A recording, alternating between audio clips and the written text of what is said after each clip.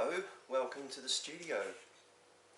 I just thought I'd show you what I've got in here at the moment and what I'm working on.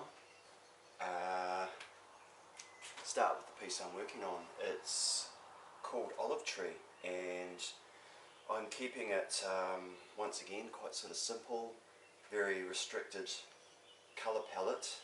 I'm really only using, apart from the background colours, I'm really only using 5 colours to paint everything. So that includes all the skin, clothing, and it will include the tree. And I've used some interesting colours in different ways that I haven't used before, so stay posted on that piece. I'll show you what else I've been doing.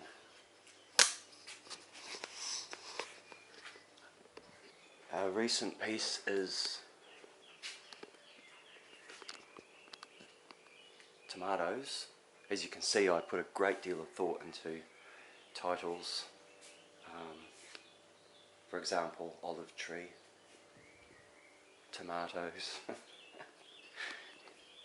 Sometimes gets a bit more involved than that, like reclining figure. So that's my most recent piece. So as you can see, you change between the work in progress and my most recent.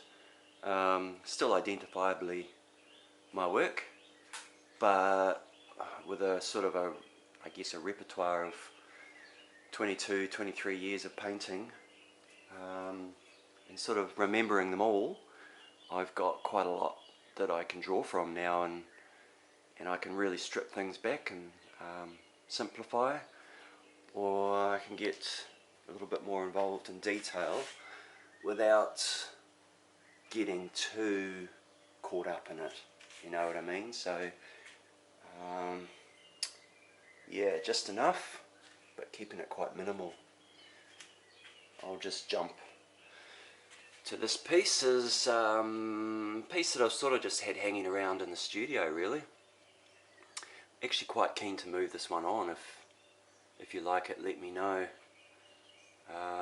I'd just about give this one away. No, not quite, but it's Eddy Bay, which is not too far from here, and I'm not quite sure what the 4 fellows have got going on there. They look very similar. It could almost be the same guy in 4 different positions. I really don't know. It's got something, but it sort of confuses me at the same time. So it's something that you can put it on, you can put on your wall, and good conversation starter, that's for sure. I've got Poise, which I really like this piece. It's just, I think it's a really strong painting. Yeah, she's got a determination, and in the few facial features that she's got, and the body language, and I like the way I painted it too. It's got some really yummy stuff going on in there. That's an older piece, no figures in it, but signs of where people are or have been, and it's quite detailed, very thin layers of paint. So yeah, I'm totally open to offers on that. I'm one of my best skies, I think, that I've ever painted. I really like certain aspects of it, but I think a lot of people have sort of struggled because they're so used to my paintings having figures in it. Sometimes it's just a matter of saying, well, I'll have something different. This is, I was sort of thinking about people that, this is painted pre-COVID, when it was painted in 2019, and it's called the Proletariat, so it's kind of the working class, and I think they've become the heroes in the last couple of years, you know, the supermarket workers and the warehouse workers and people that, you know, the cogs and the machine we call society.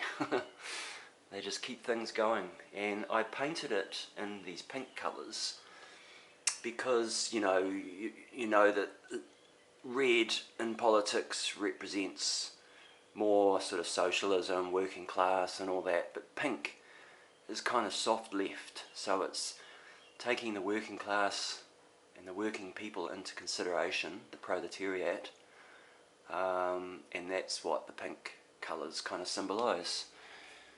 This is Cape Kidnappers, and once again it's a piece that I've still got and hasn't got people in it. Just the bird, just the gannet, damn it, coming into land.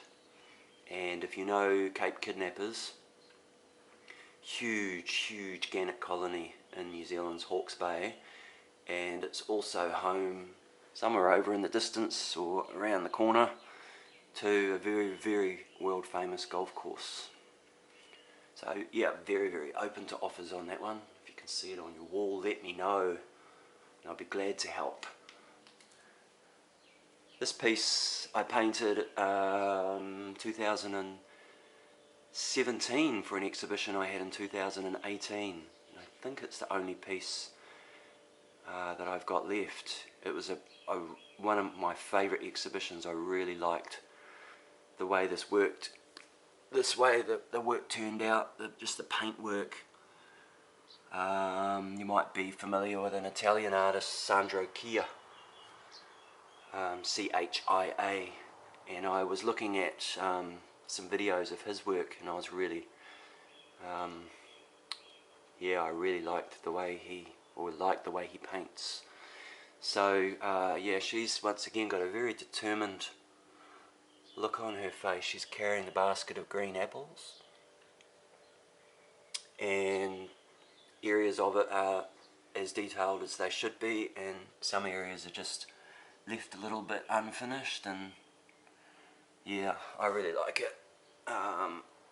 It's available. I won't be giving it away, but it's probably around the $2,500 to $2,500 mark. This really is not for sale. It's Otara Eddy Bay once again, down by New Zealand's favourite beach, Ohopi Beach, just over the hill. And as you come over the hill on the walking track and you look down, this is what you're looking down to. So you've got a lot of colours going on here. There's my signature buried in there. And I omitted a tree that's on top of that rock, and last time I went back there, the tree had actually disappeared, so that is actually how it looks now. The colours obviously are very heightened. It's brown rock, and I just didn't want to paint brown rock.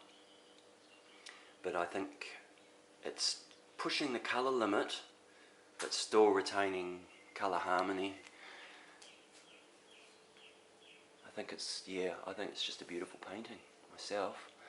I mean, I could make it available, but yeah, I definitely won't be giving it away. It's in what I call my own collection, and it's not huge. It's only about 50 by, I don't know, 70 odd centimetres, whatever that is in inches, and I wouldn't let it go for anything less than 4,000. And I'm kind of like regretting that I just said that in case somebody takes me up on it. Doubtful sound. You can just feel the breeze moving through the gap here on the figure. She's looking over the sounds. This piece is available. I've had it for a while actually. There's things in it that really work for me. I love the distance. Very soft brushwork over a white background, just built up in layers, and there are little things in it that I could pick apart, but overall it really works, I think.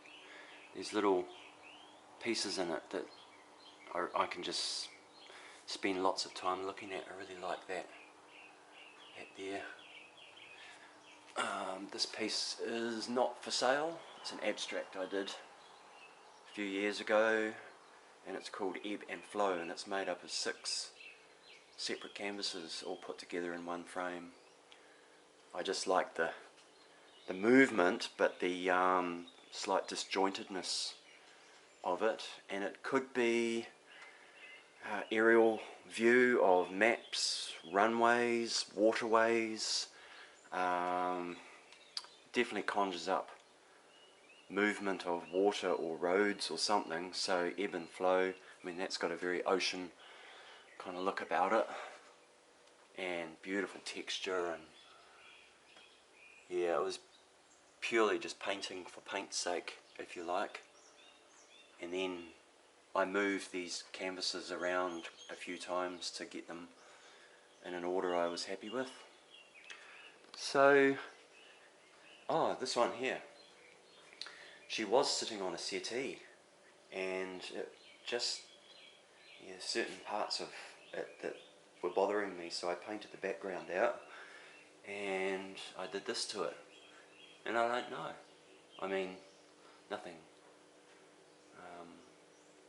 to lose by trying these things. So I do like the contrast of the colours here. The pink really makes everything else pop.